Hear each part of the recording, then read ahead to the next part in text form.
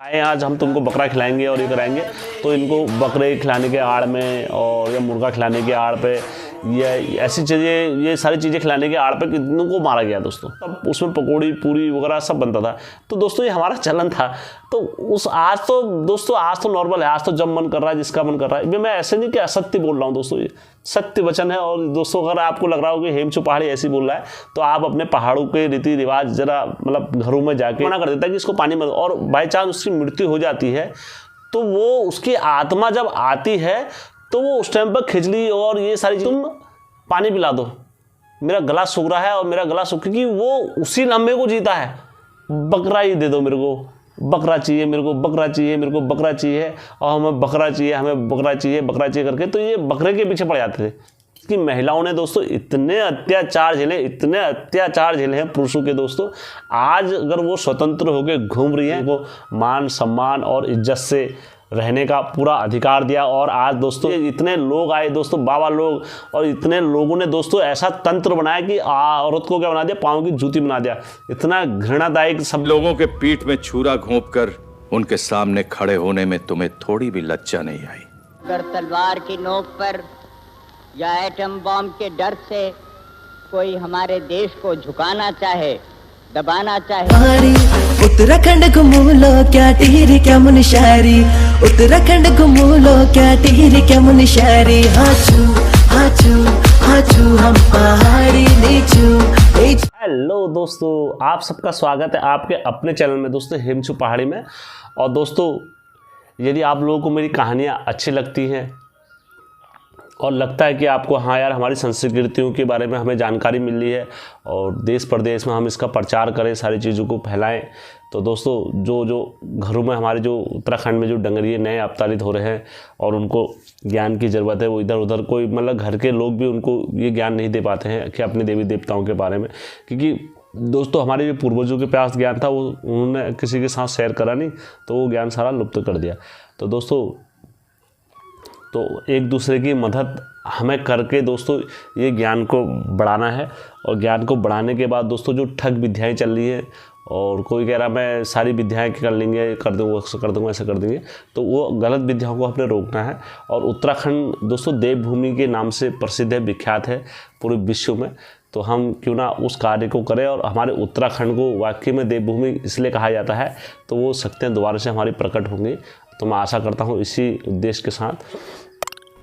तो दोस्तों मेरे चैनल को लाइक सब्सक्राइब शेयर जरूर कराएं जहाँ जहाँ तक हो सकता है उत्तराखंड में। तो भगवानों का आशीर्वाद मिला हुआ है ऊपर से, और आप लोगों का प्यार और दुलार सब मिला हुआ है। इस कारण से आप देख ही रहो कि मेरा चैनल क्या नाम कहते हैं, लोग अलग जैसे पटना साइड से, बिहार साइड से और इस साइड से भी लोग लगातार मेरे को कमेंट करे जा रहे हैं कि हमें उत्तराखंड की संस्कृति पता लगी हेम भाई हिंदी में जानने के बाद।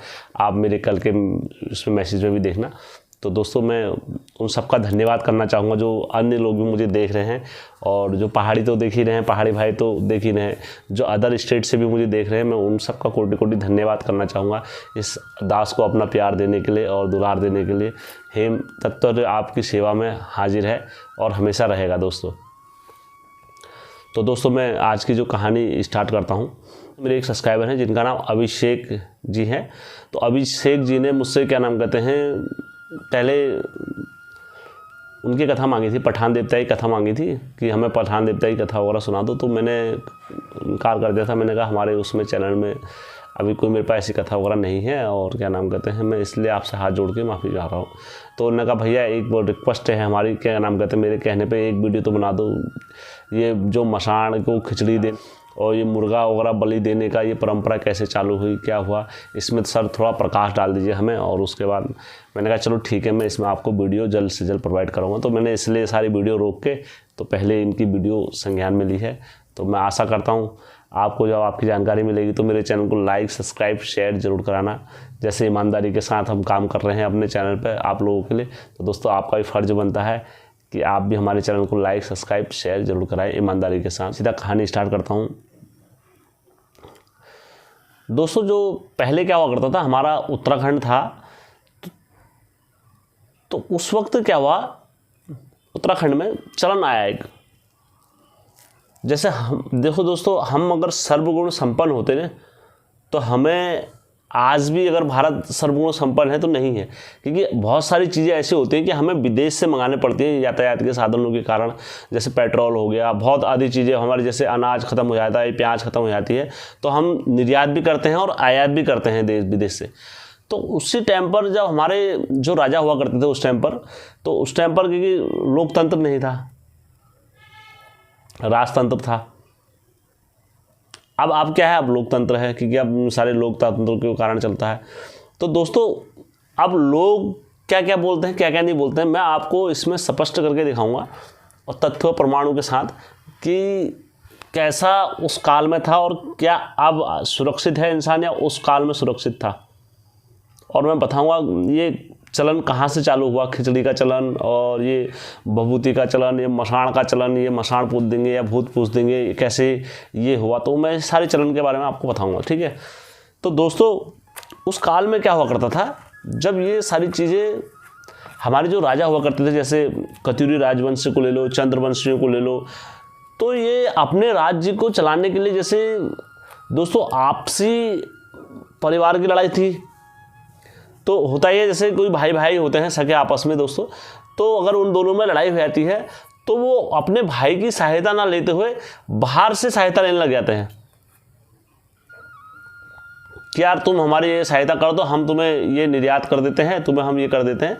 तो उस दौर में क्या हुआ करता था दोस्तों, ये एक दूसरे को ऐसे निर्यात करा करते थे। तो जब ये अपनी सेना लेके बाद में जब निर्यात और आयात करने जब आते थे, तो उस वक्त ये रुका करते थे वहाँ महलों में, तो रुकते थे। तो ये उनके खुफिया रास्ते हो गए और आने जाने के, कैसे आते हैं, कहाँ से जाते हैं, कैसे, ये सारे चलन क्या जान लेते थे।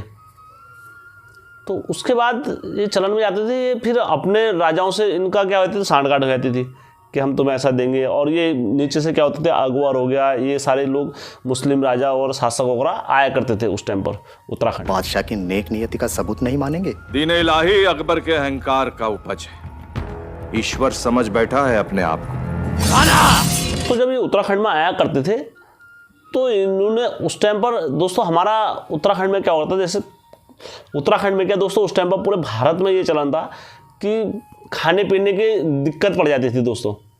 अब आपको लग रहा होगा मेरी बात का दोस्तों, आप सोच रहे होगे कि हम ऐसा बोल रहा। आप जो हमारे जो प्रधानमंत्री थे, लाल बहादुर शास्त्री, जो हमारे जो देश के प्रधानमंत्री थे, वो इतने सभ्य व्यक्ति थे। आप उस टाइम पर देखना कि इतनी भूखमरी थी इंडिया में कि उन्होंने जो व्रत की परंपरा थी तो वहीं से चालू हुई। उन्होंने सबसे बोला कि एक दिन हफ्ते में एक व्यक्ति व्रत रखेगा।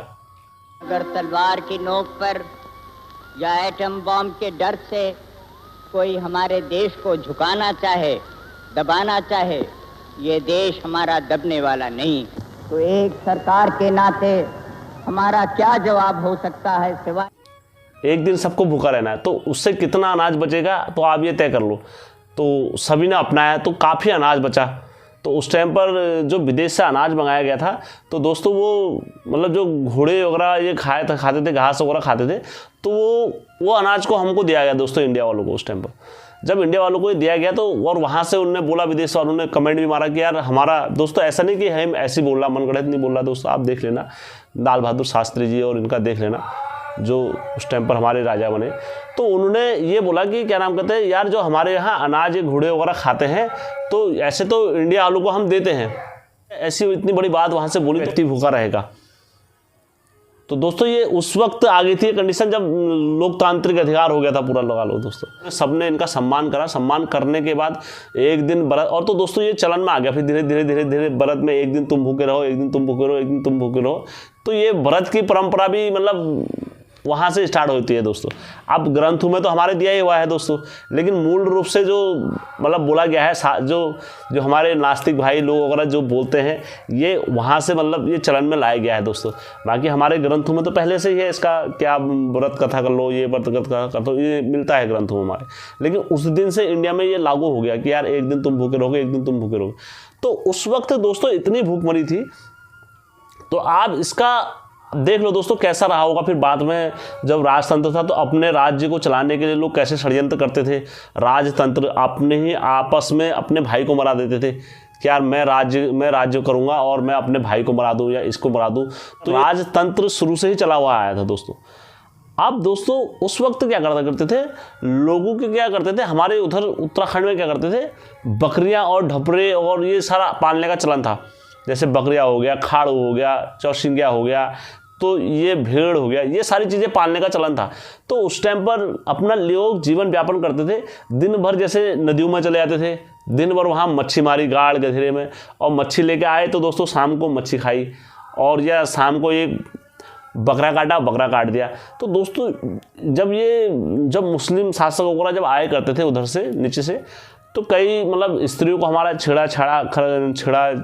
और ये भी करा करते थे।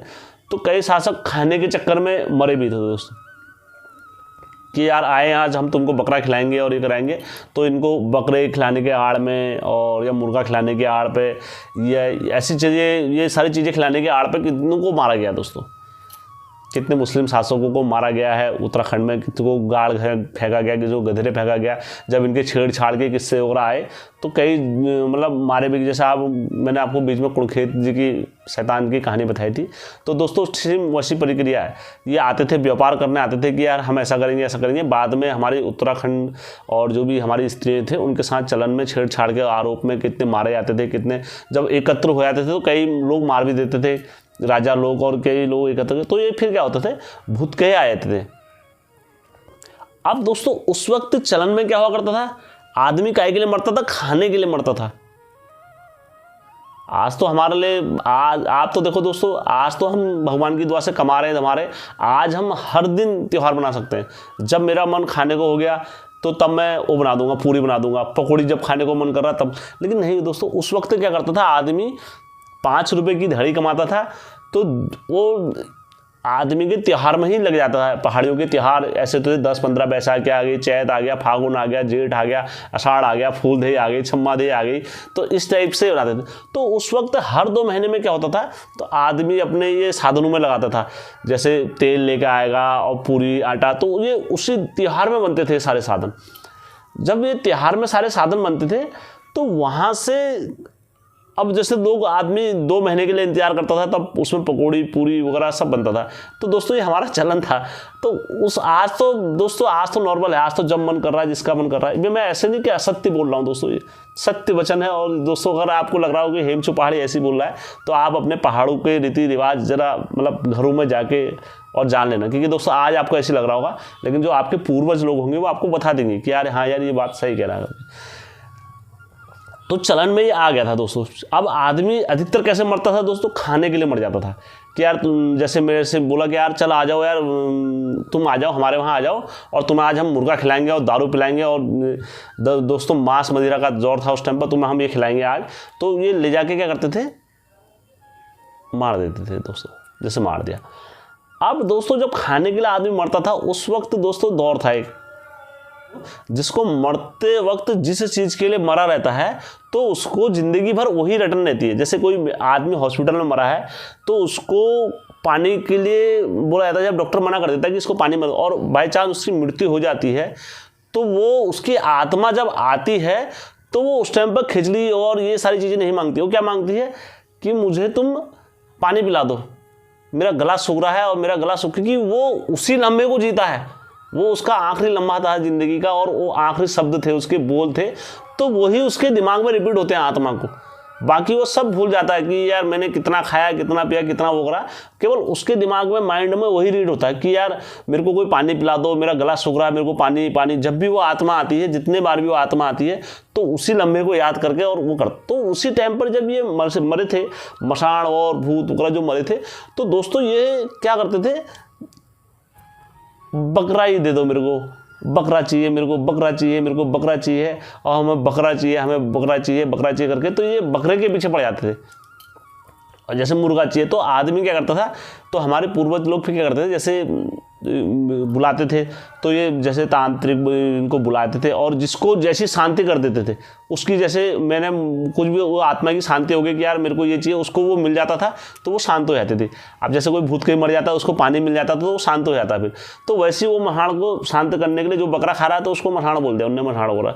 अब दोस्तों खिचड़ी का चलन जो लोग वो थे, तो जो मांस है वो हमारे पहाड़ियों में उससे 22 प्रकार के पकवान बनते हैं दोस्तों। जैसे मांस की बड़ी हो गई, और जैसे उड़द राजमा की दाल हो गई। तो मांस की दाल प्रसिद्ध है दोस्तों, हर चीज़ में मांस की दाल लग जाती है हमारी, खाने में, पीने में, सब चीज़ में हमारी मांस की दाल लगेगी दोस्तों। तो दोस्तों जो तो वैसे मरते थे, अब जो मरते थे वैसे तो उनको क्या हो गया, खिचड़ी का चलन हो गया। उन्होंने कहा खिचड़ी खिचड़ी खिचड़ी खिचड़ी, तो वो जो मरते थे उन्होंने कहा मेरे को खिचड़ी दे दो। तो 5 प्रकार की खिचड़ी बनाते हैं, जैसे सूखी खिचड़ी बनाते हैं, मंत्री खिचड़ी बनाते हैं, और साबुदाने की चीज़, 5 चीज़ मिला के वो खिचड़ी का चलन चालू करा है। जो मांस मच्छी नहीं खाते थे, जो वैसे हमारे पूर्वज मरे थे, तो उनको भूत के जो मतलब शुद्ध शाकाहारी भूत थे, तो ऐसा नहीं कि उस टाइम पर अच्छे लोग नहीं थे, अच्छे लोग भी थे जो मांस मदिरा वगैरह नहीं खाते थे। तो उन लोगों को क्या करा, खिचड़ी का भोग लगाना स्टार्ट। उन्होंने हम तुमको खिचड़ी दे देंगे और ये लगाना है चलन में। तो वहाँ से ये परंपरा क्या होगी हमारी चालू हो गई खिचड़ी की। आप दोस्तों आप सोचोगे कि यार हेमचू पहाड़ी ऐसी बोल रहा है, जिसको जैसी रटन आने वाले, आप देखो दोस्तों, मैं हेमचू पहाड़ी ऐसे नहीं बोल रहा हूँ कोई चीज़। आने वाले जैसे ये 20 साल तो हैं, ठीक है, 2023 चल रहा है, 2050 2060 तक जब हम चले जाएंगे दोस्तों, उस वक्त ये परंपरा शायद ख़त्म हो जाएगी, खिचड़ी मसाण वाली, बकरा वाली। ये उस वक्त कौन सी परंपरा आ जाएगी दोस्तों, सबसे ज़्यादा कहेगी आएगी कि मेरे को एप्पल का फ़ोन चाहिए, तब जाके मैं मानूंगा, या मेरे को माइक्रोमैक्स का फ़ोन चाहिए, या मेरे को, क्योंकि दोस्तों हमारा अधिकतर समय किसके साथ बीतता है, फ़ोन के साथ। दोस्तों हम फैमिली के साथ भी रहते हैं, हम सब कुछ रहते हैं, तो हमारा अब किस में समय बीतता है, फ़ोन के साथ। हमारा जितना फ़ोन, तो हम 24 घंटे हम एक बार के लिए पापा को भूल जाएंगे, मम्मी को भूल जाएंगे, लेकिन हमारा फ़ोन अगर 1 सेकंड दूर हो जाएगा तो हमारा फ़ोन कहाँ है, हम पहले फ़ोन को ढूंढेंगे। तो वैसे जब आदमी, जब ये फ़ोन के चक्कर में कितने मर्डर हो रहे, कितने, अब जब ये भूत के जाएंगे तो इनको क्या चाहिए होगा, तो फ़ोन ही चाहिए होगा उस वक्त, क्योंकि आदत तो फ़ोन की पड़ गई है, क्योंकि फ़ोन की आदत पड़ गई। तो दोस्तों फिर ये क्या मांगेंगे, हमको फ़ोन दे दो। और ये कई जगह दोस्तों होता ही है, जैसे कोई, जैसे मुगल पठान और ये पान खाते हैं, पान का जोड़ा चलता था, पान हो गया, लौंग हो गया, सुपारी हो गया, तो इनका जोड़ा चलता था। तो ये कई पठान वगैरह आते, तो इन्हें जैसे नाचते तो इनको तुरंत बीड़ी सिगरेट और पठान इनको चाहिए, जैसे नाचेंगे तो इनको इनका भूख चाहिए, इनका लौंग का जोड़ा हो गया, पान हो गया, सुपारी हो गई, तो ये इनको तुरंत चाहिए नाचने में। अब दोस्तों क्योंकि ये हमारे चलन में था उस वक्त, ये उस वक्त दोस्तों मशहूर था। पान खाना बड़े सौभाग्य की बात होती थी उस टाइम पर। जो पान खाता था उन्होंने कहा यार बड़ा आदमी पान खाता, भैया वो तो राजा साहब में पान खाते हैं, हुक्का पीना और चिलम, ये गुटखा, ये सारी चीज़ें उस टाइम पर बड़े चलन में थी हमारे। तो दोस्तों आप लोगों को क्लियर हुआ होगा कि आने वाला पीढ़ी हमारी जो मरेगी तो क्या मांगेगी, वो फ़ोन हो गया, एंड्रॉयड होगा, और जो जितना बड़ा भूत होगा वो उतना बड़ा फ़ोन मांगेगा, एप्पल का फ़ोन दो मेरे को, एंड्रॉयड का फ़ोन दो, क्योंकि जैसे जैसे चलन आता रहेगा हमारा और ये चलन में आता रहेगा तो ये करते रहेगा। अब दोस्तों बहुत सारे लोग बोलते हैं कि हमसे, मेरे से कितने भी बोलते हैं सत्युग ऐसा था, सत्युग में ये बोलते थे, सत्य वचन बोलते थे, सत्युग में ये हुआ, सत्युग में वो हुआ, वो हुआ। दोस्तों मेरा ये मानना है, मेरा अपना ये साइंस कहता है सतयुग से ये युग बढ़िया है। अब बोलोगे आप कैसे हो जाएगा ये युग बढ़िया, मैं आपको बताता हूँ। सतयुग में आप चाहे रामायण काल से ले लो, महाभारत ले लो, और क्या नाम कहते हैं, इतने हमारे सिकंदर आया, अकबर आए, और जितने भी आए सारे राजा महाराज, इन्होंने क्या करा दोस्तों, एक स्त्री के चक्कर में ही सारी राज्य के कई कत्लेआम लोग मर गए दोस्तों। आप रामायण में देखो, सीता माता के, जब रामायण ले गया था सीता माता को उठा के, तो उस टाइम पर जब युद्ध हुआ तो कई राक्षसों का और कई दोस्तों उसमें जो राजा और लोग थे वो तो मरे। तो जो कोई निर्दोष व्यक्ति थे और जो उनको लेना नहीं देना नहीं दोस्तों, ये अपने राज्य को बचाने के लिए कई राज्य तबाह हुए दोस्तों उस टाइम पर भी। हेम असत्य वचन नहीं बोल रहा है। फिर दोस्तों आप श्री कृष्ण जी की लीला में आ जाओ, जब द्रौपदी ने बोला अंधे का पुत्र अंधा है, और जयद्रथ के साथ क्या नाम कहते हैं, द्रौपदी जी के साथ भिड़ा हुआ, जयद्रथ ने कई अशब्द बोले, और दोस्तों फिर दुर्योधन हो गया, दुर्योधन ने भी कई वो बोले। तो दोस्तों जयद्रथ के दिल में भी, क्योंकि दोस्तों कहीं ना कहीं मेरा अपना साइंस है कि पूरे महाभारत में अगर किसी का रोल अहम था तो द्रौपदी का भी बहुत अहम रोल था, और कई जगहों पर अशब्द बोले गए थे, जैसे अंधे का पुत्र अंधा हो गया, और जयद्रथ को कई शब्द बोले गए, कर्ण से कई शब्द बोले गए, जिस कारण से उनके मन में द्वेष भावना और ये पीड़ा कि दोस्तों अभिमान के वर्ड ही बोलेंगे तो दोस्तों आज तो बोला जाता है कि ये वैसा था, लेकिन दोस्तों उस टाइम में बहुत सारी चीज़ें ऐसी हुई थी जो आज मैं ये व्याख्या अभी आपको क्या बताऊं दोस्तों कि इतने समय में तो मैं आपको सीधा सीधा बता रहा हूँ। तो दोस्तों उसके बाद क्या हुआ, रानी पद्मावती आई और दोस्तों कई ऐसे युग आए जिसमें दोस्तों स्त्रियों का हनन होता रहा। और दोस्तों स्त्रियों के चक्कर में दोस्तों जैसे मैं राजा हो गया, मुझे कहीं की स्त्री पसंद आ गई तो दोस्तों मैं वो स्त्री को लाने के चक्कर में दोस्तों वहाँ के जितने राज्य थे सबको तबाह कर दूंगा और एक स्त्री को उठा के लेके आऊँगा। जिसके बाहू में बल होगा वह जीत के लेके आएगा। दोस्तों आप जैसे भीष्म पितामह जी को ही ले लो, जिस टाइम जी ने अपने बल का बाहुबल का परिचय दिया वहाँ पर अंबाली और अंबिके को वहाँ पर स्वयंवर हो रही थी तो उनने अपने धनुष भाग्य से दिखाया वहाँ पर तो बलपूर्वक उठा लाए दोस्तों। अब दोस्तों दुर्योधन ने भी अपने बाहुबल का प्रयोग दिया दोस्तों, जिस टाइम पर अपनी पत्नी से विवाह करके लेकर आए वहाँ से तो दोस्तों कर्ण ने अपने बल का प्रयोग दिया और उनने भी वहाँ से जबरदस्ती उठा के ले गया। तो दोस्तों अनेकों मैं आपको दे सकता हूँ उदाहरण कि अपने बल पूर्वक और बल अधिकार से इन्होंने क्या करा, जबरन उठा के लेकर आए हैं स्त्री को और पूरे राज्य तबाह कर दिए थे दोस्तों। बाद में आप देखो हमारे उत्तराखंड में भी दोस्तों एक स्त्रियों के चक्कर से कितने लोगों को तबाह करा गया और कितने लोगों को मारा गया दोस्तों। कई खून की नदियाँ बही हैं दोस्तों इस चक्कर में। दोस्तों समय परिवर्तन हुआ, समय बदला, समय अभाव के साथ सब कुछ चले, अभाव बदला, सब कुछ बदला। और आज की डेट में दोस्तों ये तो दोस्तों उस वक्त औरतें हमारी कोई सेव नहीं थी उस युग में। चाहे मैं कितना भी पावरफुल आदमी हूँ, चाहे मेरे पे कितनी क्यों ना ताकत क्यों ना हो, लेकिन मैं जहाँ पर कमज़ोर पड़ गया तो हमारी स्त्री को उठा के ले जाएंगे दोस्तों। हम अपनी स्त्रियों की रक्षा नहीं कर पाते थे। आज का युग में आ जाता हूँ दोस्तों मैं, लोकतंत्र हमारा अधिकार है।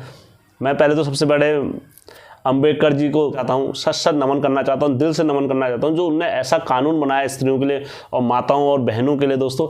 आज हमारी हर घर की स्त्री सेफ है दोस्तों।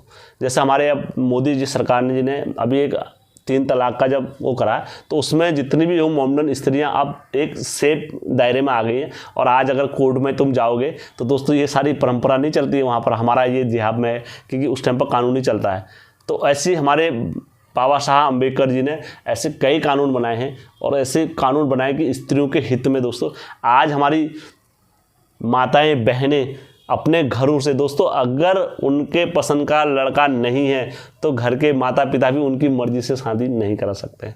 हमारी माताएं बहनें आज हमारी बहनें सुरक्षित सड़कों में चल रही हैं, रात के 12 बजे भी यहाँ से जॉब करके आती हैं और 12 बजे नाइट ड्यूटी लग रही है होटलों में और क्या दोस्तों हॉस्पिटलों में, सब जगह आप देखना तो दोस्तों हमारी बहनें नाइट ड्यूटियाँ कर रही हैं सब जगह। चाहे कोई कितनी सुंदर लड़की है दोस्तों, किसी की माई के लाल में दोस्तों इतनी हिम्मत नहीं है कि उसका रास्ता रोक ले, कोई उसे छेड़े या कुछ भी। दोस्तों इतने कानून हैं, इतनी धाराएं बना रखी हैं दोस्तों कि व्यक्ति अगर इसमें घुस जाएगा तो दोस्तों वो इनसे बाहर नहीं निकल पाएगा।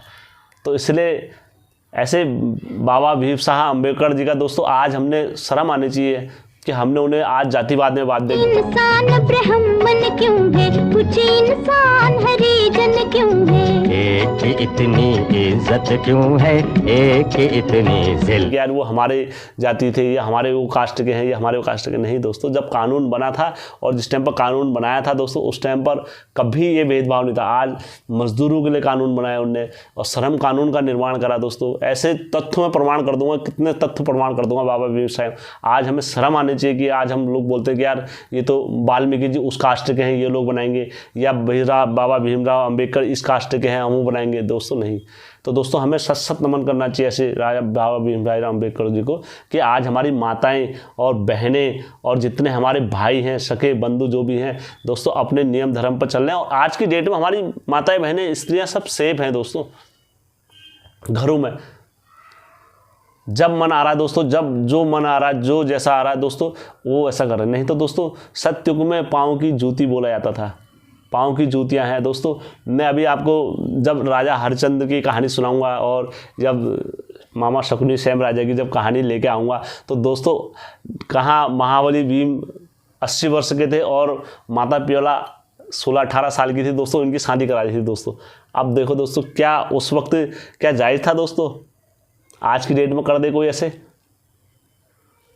कहाँ 80 वर्ष के वो रहे और 16 वर्ष के दोस्तों राजा माता प्योला रही। ऐसी कथाएं हैं दोस्तों कि आपको दोस्तों देख नहीं सकते हो दोस्तों आप मेरे, मतलब दोस्तों मैं तो सत्य बोल रहा हूँ, ऐसा नहीं कि हे असत्य बोल रहा है, ये सारी चीज़ें सत्य के अभाव पर कह रहा हूँ दोस्तों मैं।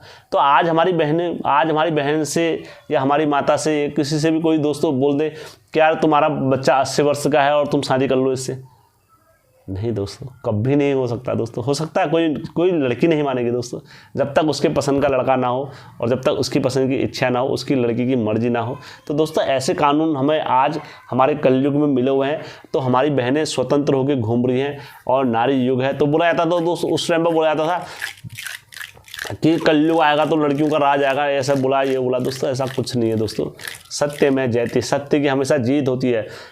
हर हमेशा दोस्तों अगर बुरा वक्त चलता है तो एक वक्त ऐसा आता है जब अति हो जाती है, तो वो अति के बाद एक नया सवेरा होता है। तो हमारी देश की महिलाओं ने दोस्तों इतने अत्याचार झेले हैं पुरुषों के दोस्तों। आज अगर वो स्वतंत्र होकर घूम रही हैं तो दोस्तों कहीं ना कहीं वो हमारे पूर्वजों की वो है दोस्तों कि इतना अत्याचार करा है उनने कि आज हमारी माताएं बहनें जो स्वतंत्र होकर घूम रही दोस्तों। नहीं तो दोस्तों कानून चेंज भी हो गए थे, सबको 5-5 शादियाँ 6-6 शादियाँ, ये सारी चीज़ लगन में चलन में आई रहती है दोस्तों। तो हमें ऐसे महात्मा और ऐसे पुण्य आत्माओं का शुक्रगुजार हमेशा रहने चाहिए जिनने हमारी देश की स्त्रियों को मान सम्मान और इज्जत से रहने का पूरा अधिकार दिया। और आज दोस्तों हमारा दोस्तों ये हेमचू पहाड़ी ऐसे नहीं बोल रहा है, अगर आप हमारी मनुस्मृति उठा के पढ़ लोगे तो दोस्तों उसमें लिखा हुआ है नारी सर्वो पूज्यते, मतलब नारी को सबसे पहला सम्मान दिया गया है। और हमारे वेद उठा के देख लोगे दोस्तों तो वेदों में भी नारी को हमारा सबसे पहला स्थान दिया गया हुआ है, भारत में सबसे पहला स्थान दिया गया। लेकिन जो ढोंगी लोग और ढोंगी राजा और राजतंत्र और ये इतने लोग आए दोस्तों, बाबा लोग, और इतने लोगों ने दोस्तों ऐसा तंत्र बनाया कि औरत को क्या बना दिया, पाँव की जूती बना दिया। इतना घृणादायक शब्द, ऐसे ऐसे शब्द बोले गए हैं दोस्तों। आप मैं मतलब ऐसे ऐसे सर्प मैंने आपको बताया भी है दोस्तों, ऐसे ऐसे सर्प बोले गए, नागिन हो गया, डंकड़ी हो गया, ऐसे ऐसे अशब्द दोस्तों जो हमारे महात्मा परमात्माओं ने बोले हुए हैं दोस्तों, जिनका काम क्या था, केवल अधर्म को फैलाना, वेदों को फैलाना नहीं था दोस्तों, मनुस्मृति को फैलाना नहीं था दोस्तों, और हमारी मेन रामायण को फैलाना नहीं था दोस्तों। वाल्मीकि जी की जो रामायण है उसमें कहीं भी किसी स्त्री के लिए शब्द नहीं बोला गया है दोस्तों, मैं दावे के साथ पेश कर सकता हूं। श्री कृष्ण भगवान ने कभी भी किसी स्त्री के बारे में अशब्द शब्द नहीं बोला गया है दोस्तों। वो हमारे ऐसे भगवान थे श्री कृष्ण भगवान दोस्तों। आज किसी मौलवी, किसी पुराण, किसी के लिए दोस्तों अगर किसी को कसम खिलाई जाती है तो कुरान किसी के लिए नहीं आती है, ठीक है, बाइबल किसी के लिए नहीं आती, क्या आती, गीता आती है। गीता सबसे पवित्र ग्रंथ माना गया दोस्तों, ऐसा ग्रंथ माना गया। तो मैं आशा करता हूँ सभी सब्सक्राइबर लोगों को मैंने दोस्तों भरपूर अपने ज्ञान और बेग से साथ मैंने आप लोगों को बताने का प्रयास करा है कि खिचड़ी की परंपरा कहाँ से चालू हुई, कैसे लगन में आए। और दोस्तों मेरे एक सब्सक्राइबर का है कि भैया आप प्लीज़ कच्चा, इंस्टाग्राम पर आया कि भैया आप प्लीज़ कच्चा भैरव जी की कहानी बना लीजिए, भैरव देवता की। देखो इसमें आपके मन में इतनी मतलब जिज्ञासा है जानने की, और इतने हुए दोस्तों, मैं अकेला हूँ, मैं कब तक लड़ता रहूँगा अकेला, मैं कब तक लड़ता रहूँगा अकेला। दोस्तों अकेला ही लड़ रहा हूँ और अकेला ही सब कुछ साधु का सवाल दे रहा हूँ। तो दोस्तों मुझे भी आप लोगों का सहारा है, मैं थोड़ा सा जिज्ञासा रखो, थोड़ा सा धैर्य रखो। धैर्य रखने से दोस्तों उतना ही बेहतर आपको मैं रिजल्ट दूंगा। और मेरा पूरा आप दोस्तों मैं आपको विक्टोरिया राज से भैरव देवता की जहाँ से उत्पत्ति हुई है तो वहाँ से लेकर आऊँगा पूरे भैरव बाबा की। दोस्तों अभी तक आपने कहीं किसी चैनल में नहीं देखा होगा कि देखो आपने टमोटा तक ही सुना होगा, टमोटा था 4 टमोटा लेके आए ये, लेकिन नहीं दोस्तों कहानी कुछ और ही है। मैं लेके आऊँगा दोस्तों भैरव देवता असली में प्रकट कहाँ से हुए, विक्टोरिया जी का जब राज था तब से प्रकट हुए थे दोस्तों। मैं पूरी कहानी दूंगा दोस्तों उस टाइम पर, ठीक है आप लोगों को। लेकिन भैरव के लाऊंगा जो उनके 9 खंड हैं, 9 खंड आपको पूरे मैं बताऊँगा दोस्तों, ठीक है। तो मैं आशा करता हूँ आप लोग सभी दोस्त और भाई लोग, सगे बंधु मेरी अगर बातों से सहमत होंगे और जिज्ञासा अगर दोस्तों शांत हुई होगी तो दोस्तों मेरे चैनल को लाइक, सब्सक्राइब और शेयर करना कतई ना भूलें दोस्तों। तो धन्यवाद दोस्तों, कोटि कोटि धन्यवाद आपका।